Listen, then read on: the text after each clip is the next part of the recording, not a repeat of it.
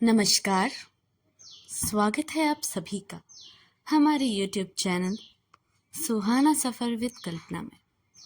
तो दोस्तों, आज हम पढ़ेंगे आचार्य चतुरसेन शास्त्री की लिखी कहानी पाप पार्ट 2। राजेश्वर सोच ही ना सके क्या जवाब दे। वह चुपचाप दूध पीने लगे। कुमुद उन्हें एक पान देकर चली गई तो राजेश्वर ने उसका हाथ पकड़कर कहा, भागती कहाँ हो? अपनी उस नई सखी का सब हाल सुनाओ। जी, उसकी बात न कीजिए। नहीं नहीं, बताओ तो, तुमने क्या समझाकर उसे वहां भेजा था? जी नहीं श्रीमान जी, उसकी बात करने का मुझे हुक्म नहीं है। राजेश्वर ने कुमुद को खींचकर कुर्सी पर गिरा दिया और दोनों हाथों से गला दबाकर कहा, बोलो, नहीं तो गला घोट दूंगा। घोट दीजिए श्रीमान जी, पर एक सांस ले लेने दे। अच्छा, लो एक सांस। कुमुद झटका देकर उठी और राजेश्वर को गिराती तथा कुर्सी में अटकी अपनी साड़ी फाड़ दी और हंसती हुई वहां से भाग गई। राजेश्वर बक बक करते ही रह गई। वकील साहब की उम्र 40 के पार कर गई थी। वह बहुत गंभीर और उदासीन प्रकृति के आदमी थे। अपने मुवक्किलों में रूखे और खरे तथा अदालत में तीखे आदमी प्रसिद्ध थे। बहुत कम उन्हें हंसी दिल्लगी करते देखा गया था। उनके यार दोस्त भी बहुत कम थे। रसिकता नाम की कोई वस्तु उनमें थी ही नहीं। परंतु किशोरी जैसे उनकी आंखों में तप्त सलाई की भांति घुस गई हो। उनका मन ना कचहरी में लगता, ना मुवक्किलों में। वह कुमुद से उसकी चर्चा करते भय खाते थे, पर घर में आते ही चारों ओर आंखें फाड़ फाड़ कर देखते कि क्या किशोरी कहीं दीवार की कोने में छिपी तो नहीं। वह बड़ी सावधानी से घर में घुसते। वहां कुमुद किशोरी की कुछ चर्चा करती है या नहीं, इस बात की वह बराबर टोह रखती। कुमुद उनकी सदैव ही प्रतीक्षा करती मिलती। वह मानो मन पति की इस भावना को समझ गई थी, इसलिए उन्हें देखते ही उनकी सदा की हंसती हुई आंखें और भी उत्फुल्ल हो जाती। दोपहर का समय था। कचहरी की छुट्टी थी। वकील साहब भोजन कर चुपचाप पलंग पर पड़े पान कचर रहे थे। कुमुद नीचे कालीन पर बैठी छालियां काट रही थी। पति पत्नी दोनों के मन में एक ही बात थी, परंतु दोनों ही वह बात कह न सकते थे। कुमुद यह कठिनाई देख मुस्कुरा रही थी। वकील साहब छिप कर छिपी नजरों से कुमुद को देख रहे थे। उन्होंने साहस करके कहा, हंस क्यों रहे हो? रूम क्या? कुछ सोच रही हो? भला क्या बात तुम्हारे मन में है? तुम ही बताओ, तुम तो अंतर्यामी हो। पर बताऊंगा नहीं। जाने दो। कुमुद फिर छालियां काटने में जुट गई। इस बार उसकी हंसी रुक ना सकी। वह मुंह फेर कर हंसने लगी। तुम मुझे बेवकूफ समझती हो क्यों? बेशक। इसमें आपको कुछ आपत्ति है? मैं बेवकूफ क्यों हूं? यूं कि बिना बात राड़ बढ़ाते हो, सो नहीं जाते। मैं सोता हूं, कहकर राजेश्वर करवट बदल कर सो गए। कुमुद ने और बातें नहीं की। वह वहीं बैठी सरौता चलाती तथा धीरे धीरे कुछ गुनगुनाती रही। कुमुद से कुछ सुनने की आशा करते करते राजेश्वर सो गए। आंख खुलने पर उन्होंने सुना कुछ लोग उनकी पलंग के पास बैठकर धीरे धीरे बातें कर रहे हैं। क्षण भर बाद उन्होंने देखा कुमुद और किशोरी हैं। राजेश्वर को जागता देख वह सिकुड़कर उठ भागने की तैयारी करने लगी। कुमुद ने एक बार पति की ओर वक्त दृष्टि से देखा, जरा मुस्कुराई और किशोरी का हाथ पकड़कर गिरा दिया। राजेश्वर ने रसिक की भांति कहा, यह हाथापाई क्या हो रही है? क्यों? आपको जामीन किसने बनाया? मेरा घर है, मैं जो चाहूंगी करूंगी। कभी नहीं। अपना घर होने से ही क्या हुआ? किसी पर अत्याचार ना कर पाओगी। वह अंग्रेजी राज्य है, समझी? समझी। और आप हैं एक नामी गिरामी वकील, परंतु यहाँ कच्चे मुकव्वल नहीं। वकालत रहने दीजिए, धेला भी नहीं मिलेगा। राजेश्वर उठकर हंसते हुए बैठ गए।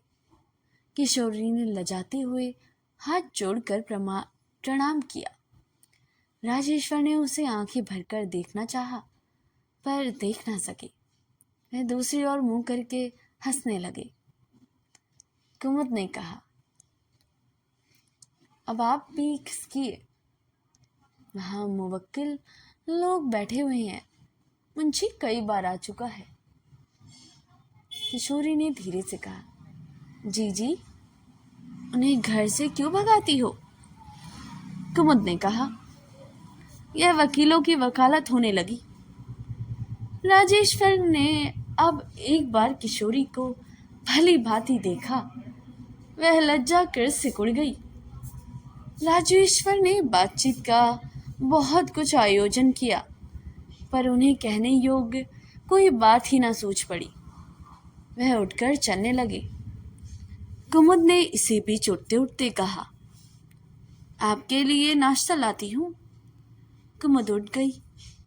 किशोरी ने उठकर कुमुद के साथ जाना चाहा, पर वह उठ भी ना सकी और बैठना भी उसके लिए भार हो गया। फिर भी वह चुपचाप धरती पर बैठी रही। बहुत चेष्टा करने पर भी राजेश्वर उसे एक शब्द भी ना कह सके और उसकी ओर देख भी ना सके। कुमुद 2 तश्तरियों में नाश्ता सजा लाई। एक तश्तरी पति के आगे रखकर दूसरी किशोरी के आगे रख दी और मुस्कुराकर उसे खाने का अनुरोध किया। किशोरी वहां से भागने की कोशिश में थी, पर यही सबसे कठिन था। वह कुमुद से और भी अधिक सट कर बैठ गई। कुमुद ने बलपूर्वक उसके मुंह में इमरती ठूस दी। उसने आंचल में अपना मुंह छिपा लिया। ये सभी दृश्य राजेश्वर के लिए असाधारण प्रभावशाली थे। किशोरी घबराकर वहां से उठकर जाने लगी। कुमुद ने बहुत रोका, पर वह चली गई। राजेश्वर मन के द्वेग को ना रोक कर बोले, उसे नाराज क्यों कर दिया? आपको क्या ज्यादा बुरा लग रहा है? उसे मनाना चाहिए। तब मना लाइए। मैं उससे क्या बोलूंगा? तुम उसे बुला लो। कुमुद ने बाहर आकर देखा, मैं खड़ी हुई मिस रानी से बातें कर रही थी। कुमुद ने भीतर पति की ओर से ताक कर कहा, अब आप बाहर तशरीफ ले जाइए, तब वह आएगी। राजेश्वर चले गए। कुमुद ने किशोरी से कहा, आ किशोरी, वह चले गए, अब क्यों भागती है? किशोरी ने टेढ़ी गर्दन करके जरा हंस कर कहा, उन्हें क्यों भगा दिया? तब बुलाऊं फिर? किशोरी हंसते हंसते कुमुद से लिपट गई। उसे कहा, जी, यह तो बहुत अच्छे हैं। पति की इतनी मधुर आलोचना सुनकर कुमुद आनंद विभोर हो गई। उसे किशोरी के तड़ातड़ चुब्बन ले डाले। उस दिन कोई पर्व था। कुमुद बहुत जल्दी उठकर यमुना स्नान को चली गई। महराजिन उसके साथ गई थी। घर में नौकर छोकरा झाड़ू लगा रहा था। राजेश्वर मीठी नींद में पड़े थे। कुमुद ने उन्हें जगाया भी ना था और बताया भी ना था। वह बहुधा ऐसा ही करती थी। आंखें खुलने पर राजेश्वर ने देखा कि बिस्तर पर कुमुद नहीं है। उन्होंने छोकरे को पुकार कर पूछा, तो मालूम हुआ वह राजिन के साथ लेकर यमुना स्नान को गई है। गाड़ी ले गई है या नहीं? इसका अनुकूल उत्तर पाकर वह फिर आंखें मूंद पड़े। छोकरा बाहर दफ्तर में झाड़ू लगा रहा था। राजेश्वर चुपचाप पड़े थे। प्रातःकाल का मधुमेह समीर बह रहा था। उन्होंने ऐसा प्रतीत हुआ कि घर में कोई घुसा है। उसके घुसने से घर में सौरभ का प्रसार हुआ है। उन्होंने समझा कुमुद स्नान करके माथ में बहुत से फूल और चंदन लेकर वापस आई है। उसके सामने अभी तक पड़े सोते रहने का स्वांग करके अहितपन का खिताब तथा एकाध जलीकटी सुननी चाहिए। कुछ देर चुपचाप पड़े रहने पर भी उन्हें कुछ खटका नहीं प्रतीत हुआ। उन्होंने मुंह उठाकर देखा, द्वार के पास किवाड़ से सटी हुई किशोरी खड़ी है। उसे भ्रम था कि कुमुद सो रही थी। वह चुपचाप उसे जगाने की ताक में थी, पर निर्णय नहीं होता था। अब एकाएक राजेश्वर को सामने देखकर वह घबरा गई, पर वह भागी नहीं। उसने अपने आप को संभाला और मुस्कुरा कर राजेश्वर को प्रणाम किया। आज इस समय इस शून्य घर में किशोरी को इस अवस्था में देखकर राजेश्वर के शरीर में प्रपुस्त वासना का एक बारीक उदय ही हो गया। क्षण भर एक श्वास भी ना लग सके। कुछ देर वह उसे देख ना सके, न एक शब्द कह सके। किशोरी यह देख वहां से खिसक चली। राजेश्वर ने कठिनाई से कहा, जाती कहाँ हो किशोरी? कैसे आई थी? मैं बहन जी को बुलाने आई थी। जमुना जाना था। रात उन्होंने कहला भेजा था। कहाँ है? राजेश्वर ने झूठ बोल दिया। ठहरो, वह अभी आती ही है। झूठ कहकर वह मानो थर थर कांपने लगे। उनका कंठ सूख गया। उन्हें मानो ज्वर का वेग हो गया। उन्होंने सूखे कंठ से कहा, बैठो किशोरी। किशोरी खड़ी ही रही। वह कुछ भी निर्णय न कर सकी। वह न जा ही सकी। इस बीच में राजेश्वर साहस करके उठकर उसके पास आई। उसने समझा वह बाहर जा रहे हैं। वह द्वार से हटकर कमरे में एक और हो रही। अर्थात राजेश्वर ने उसका हाथ पकड़कर कहा, किशोरी, क्या तुम मुझसे डरती हो? किशोरी के शरीर में रक्त की गति रुक गई। वह पीपल के पत्ते की भांति कांपने लगी। वह सिकुड़कर वहां से चलने लगी। राजेश्वर ने उसका हाथ पकड़कर कहा, किशोरी, मैं तुम्हें प्यार करता हूं। किसी से कहना नहीं, कुमुद से भी नहीं। किशोरी ने थोड़ा बल किया, पर जब वह हाथ न छुड़ा सकी तो उसने अर्थार्तनाद करके कहा, छोड़िए, मैं जाती हूं। किशोरी, जाओ नहीं। मैं तुम्हें देखने को सदैव पागल रहता हूं। किशोरी की आंखों में आंसू भर आए। उसे रोते रोते कहा, छोड़िए, छोड़िए, नहीं, छोड़िए। राजेश्वर धीरे धीरे पाश्विक वासना से ओतप्रोत हो रहे थे।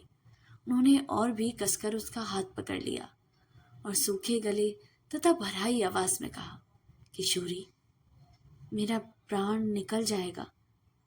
मैं तुम्हें प्राण से अधिक चाहता हूं। उन्होंने उसे खींचकर अपने निकट कर लिया। किशोरी भयभीत होकर एक बार घी से ही चिल्ला उठी। यह देखकर राजवेश्वर ने अपने बलिष्ठ हाथों से उसका मुंह बड़े जोर से दबाकर उसे धरती पर पटक दिया। अकस्मात ऐसा पाशविक आक्रमण किशोरी ना सह सकी। वह सकते ही हालत में करुण दृष्टि से राजेश्वर को देखने लगी। उसके मुंह से शब्द भी ना निकले। धीरे धीरे वह बेहोश होने लगी। राजेश्वर ने उसे अपने हाथों ऊपर उठा लिया। उसका खुला मुख अर्ध खुली आंखें और शीतल शरीर एवं विमुक्त अलका बलियां, प्रभात की उन्मुक्त वायु का झोंका, सभी ने राजेश्वर की पशु वासना को अंधा बना दिया। वह घोर अपवित्र भावना से उस महापवित्र कुमारी का मुख चुंबन करने को नीचे झुके। एक तीव्र झंकार से चौकन्ने होकर उन्होंने पीछे देखा। कुमुद द्वार पर भौचंक खड़ी है। उसके हाथ से फूल, चंदन और जल की झारी से भरा थाल छूटकर फर्श पर छन्न से गिर गया। क्षण भर में ही वह सब कुछ समझ गई। वह अग्निमय नेत्रों से पति को देखती हुई भीतर चली आई। राजेश्वर से उसने एक शब्द भी न कहा। वह चुपचाप किशोरी को उसी अवस्था में छोड़कर बाहर चले गए। कुमुद ने किशोरी को झपटकर उठाकर पलंग पर सुलाया, परंतु इससे प्रथम ही वह होश में आ गई। वह कुमुद को देखते ही जी जी जी जी कहकर उसके गले से लिपटकर रोने लगी। कुमुद भी खूब रोई। किशोरी ने अंत में कहा, जीजी, क्या वह ऐसे है? किशोरी, मुझे इसका स्वप्न भी संदेह न था। मैं पृथ्वी से सबसे अधिक गर्व अपने पति पर करती थी, पर उन्हें अपने प्रेम के कवच से रक्षित समझती थी। आज मैंने उन्हें पहचाना। किशोरी, मैं बड़ी ही अभागिन और अधम नारी हूँ। नहीं जीजी, ऐसा ना कहो।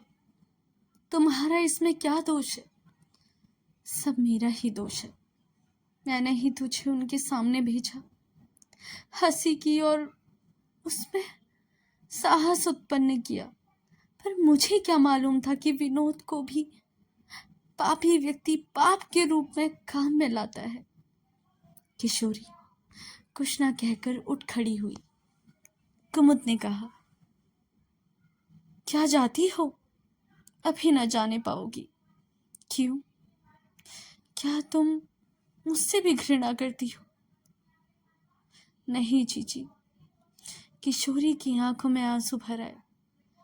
वैसे ही समझती हो, वैसा ही। अब भी ठहरो, मैं तुम्हें साथ चलकर पहुंचा दूंगी। अभी चलो जीजी, जरा ठहर। एक और वचन लूंगी। क्या यह बात कभी किसी से ना कहेगी? कभी भी ना कहूंगी, किशोरी ने उदास स्वर में कहा, और यहाँ बराबर उसी भांति आती रहेगी। किशोरी ने कातर दृष्टि से कुमुद को देखकर कहा, यह ना होगा जीजी, तब मैं जहर खाकर प्राण त्याग दूंगी। ना जीजी, यह क्या कहती हो? मुझे नित्य भांति इसी भांति आना पड़ेगा, परंतु मेरे दम में दम है। वहां तक कोई तुझे छू भी ना सकेगा, आंख उठाकर भी ना देख सकेगा। तो दोस्तों, यह कहानी मैं यहीं पर समाप्त करती हूँ। इसका अगला भाग मैं आपके सामने कल पेश करूंगी। अगर आपको हमारी स्टोरीज अच्छी लगती हैं तो इसे लाइक, सब्सक्राइब और शेयर करना बिल्कुल ना भूलिएगा। मिलते हैं इसके अगले भाग में। तब तक के लिए धन्यवाद।